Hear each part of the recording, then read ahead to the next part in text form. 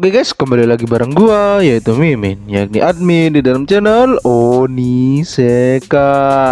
Oke guys, hari baru, chapter baru. Di video kali ini Mimin akan membahas logisme yang terbaru cuy, yakni chapter 528. Dimana di chapter ini kita diperlihatkan pertarungan antara duo JJ guys. Dan ya di chapter ini juga setidaknya Mimin berhasil menemukan 4 poin dan juga 3 teori guys. Apa aja 4 poin dan 3 teori itu? Nah, kalian tonton sampai akhir, oke? Oke guys, seperti biasa Mimin mau mengucapkan terima kasih banyak kepada kalian semua cuy, yakni kepada 2939 orang yang telah subscribe channel Mimin. Mimin ucapkan terima kasih banyak yang sebesar-besarnya guys. Dan Mimin juga mengucapkan terima kasih banyak kepada kalian semua yang telah mensupport channel ini cuy. Oke, gak usah banyak basa-basi lagi, kita langsung saja ke poin yang pertama. Let's go.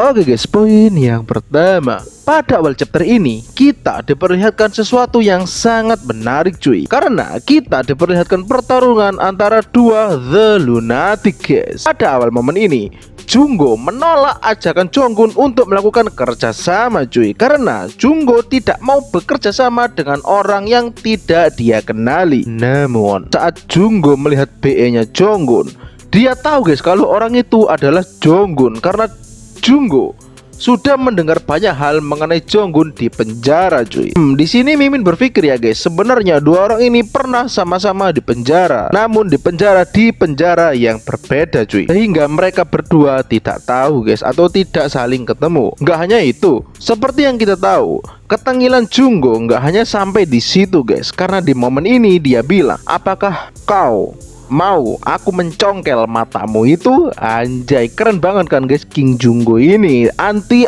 plot armor dari PTJ cuy. Dan tanpa babi bu dan basa-basi, Junggo langsung melayangkan pukulan keras tepat ke wajah Park Jonggun. Tapi ya jelaslah pukulan itu bisa ditahan dengan mudah oleh Park Jonggun guys. Dan ini adalah awal dari pertarungan duo JJ.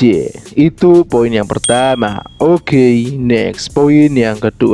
Oke guys, pada chapter ini kita diperlihatkan kalau sebenarnya sebelum menguji Junggo, Jonggun sudah melakukan pengetesan ke banyak orang dan hampir semuanya gagal. Bahkan guys, Jonggun merasa kalau tidak ada orang yang lebih kuat darinya di Korea Selatan. Namun dugaan Jonggun ternyata salah besar, karena pada momen ini Jonggun dihajar habis-habisan oleh Junggo guys. Bahkan Jonggun gak sempat membalas satu pukulan pun kepada Kim Junggo. Jonggun hanya bisa pasrah dipukuli sama Junggo. Kalian kira gitu guys? Yang galah, karena Jonggun memasang kuda-kuda ini. Gimana jika Jonggun memasang kuda-kuda itu, dia bisa meregenerasi darah, sel, kekuatan, stamina, dan semuanya yang ada di tubuhnya guys. Dan dia pun menjadi auto kuat. Dan bener aja, Jonggun langsung menjadi kuat dan menghajar balik Kim Junggo. Mereka saling jual beli serangan cuy. Namun pada panel kali ini Jonggun sedikit unggul dari Junggo dan berhasil melemparkan Junggo ke tiang listrik cuy. Dan kita juga dikonfirmasi guys bahwa ternyata ya kan, selama ini atau selama pertarungan ini Junggo masih belum serius. Dia masih bermain-main. Seperti yang dikatakan oleh Dogyu, kalau Junggo adalah orang yang selalu bermain-main. Saat makan bermain, bahkan saat bertarung bermain-main. Orang seperti itu tidak bermain-main apabila dia memegang katana guys. Hal ini berubah ketika Jonggun menyinggung soal gurunya Kim Junggo cuy. Apa sih sebenarnya yang terjadi pada gurunya Junggo? Dan hal ini akan Mimin bahas di teori guys. Dan bener aja, setelah mendengar hal itu, Junggo langsung menyambit Jonggun menggunakan rantai sepeda cuy. Nggak hanya sekali, tapi Junggo langsung melayangkan serangan berkali-kali yang mematikan menggunakan rantai sepeda itu guys. Hal ini membuat Jonggun tidak bisa berkutik sama sekali. Dia menjadi orang yang tidak berdaya dan akhirnya tumbang. Itu poin yang kedua. Oke, next, poin yang ketiga. Oke guys, pada saat Jonggun sudah kalah dan mau bobok siap, pertolongan PTJ sebagai rasa cinta kasih kepada putri kecilnya datang guys. PTJ memberikan Jonggun plot armor via Jonggun merasakan rangsangan saat melakukan pertarungan guys.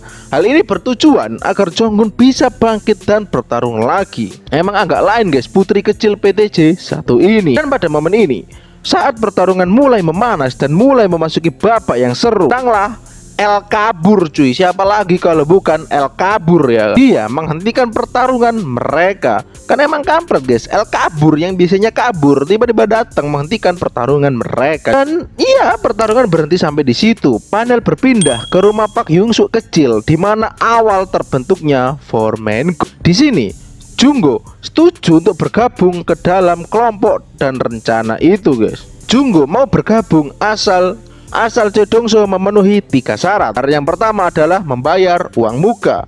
Yang kedua, jangan pernah menganggap Junggo adalah bawahan. Yang ketiga, semua pekerjaan dibagi sama rata.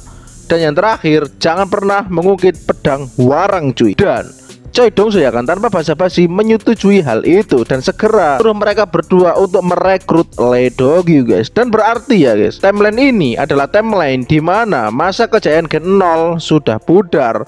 Bahkan Gen 1 sudah mulai diratakan oleh Lee Ji-hoon. Berarti Kim Ga-brong juga sudah meninggal cuy. Namun ada satu hal yang Mimin penasaran guys di chapter kali ini dan akan Mimin bahas di teori cuy. Itu poin yang ketiga. Oke, next poin yang keempat sekaligus poin yang terakhir. Oke guys, pada akhir chapter ini kita diperlihatkan Choi Dong-soo yang berada di atap dengan Jonggun dan bilang mereka akan menjalankan rencana itu. Namun masih ada satu hal yang masih menjadi penghalang guys, yakni kertas merah yang berisi pengkhianatan Choi Dong-soo. Untuk mengatasi masalah ini, Choi Dong-soo memerintahkan Jonggun untuk mencari kertas merah tersebut di kediaman utama Yamazaki. Dan benar aja, badai yang sangat hebat sedang melanda kediaman Yamazaki. Karena Jonggun sudah datang di depan kediaman rumah tersebut beserta hujan yang cukup deras. Bener kan guys, kalau Jonggun adalah pria yang identik dengan hujan? Siapa yang setuju? Kalian komen di bawah ya. Di momen ini Jonggun membabat habis seluruh kroco dari Yamazaki. Dan akhirnya dia berhadapan dengan pemimpin Yamazaki guys, yakni Yamazaki Shintaro. Jika kalian ingat guys, bukankah panel ini mirip dengan panel yang lain? Ada yang mirip gitu guys. Untuk hal ini akan Mimin bahas di teori guys. Itu tadi 4 poin yang dapat Mimin temukan. Sekarang kita akan beralih ke teorinya cuy. Let's go.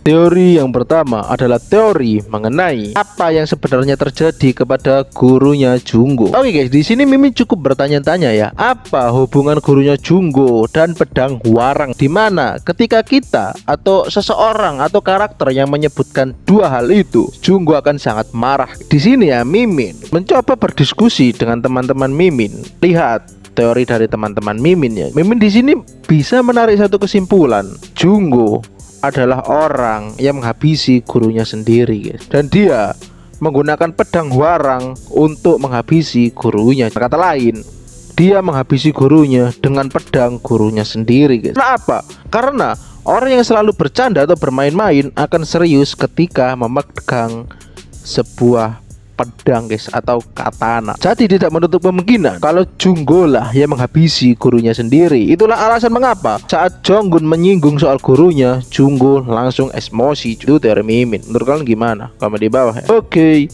next teori yang kedua adalah teori mengenai panel saat Choi Dong-soo di rumah Pak Hyung-suk. Oke guys, jika kalian ingat di awal-awal terbentuknya atau Gen 2, di panel itu yang diperlihatkan adalah Choi Dong-soo, Lee Ji-hoon, Lee Do-gyu, Pak Jong-gun, Kim Jung-go, dan satu orang lagi guys yang diasumsi bahwa orang itu adalah Eugene. Karena dari seragamnya itu adalah Eugene guys. Tapi kita masih belum tahu apakah orang itu adalah Eugene atau hanya orang yang bersekolah dengan Eugene. Tapi yang pasti di chapter ini atau di timeline ini, Choi Dong-soo belum menyuruh Junggo dan Jonggun untuk membujuk orang itu guys. Mengingat dia masih belum ada di situ. Kemungkinan besar di next chapternya kita akan ditunjukkan bagaimana duo JJ merekrut orang itu guys. Dan siapa sebenarnya orang yang sangat mirip dengan Eugene ini. Dulu sih ya, waktu dulu banget pas awal-awal Mimin ke YouTube, itu ada yang berteori guys kalau orang ini bukanlah Eugene tapi Baek Hangyul guys.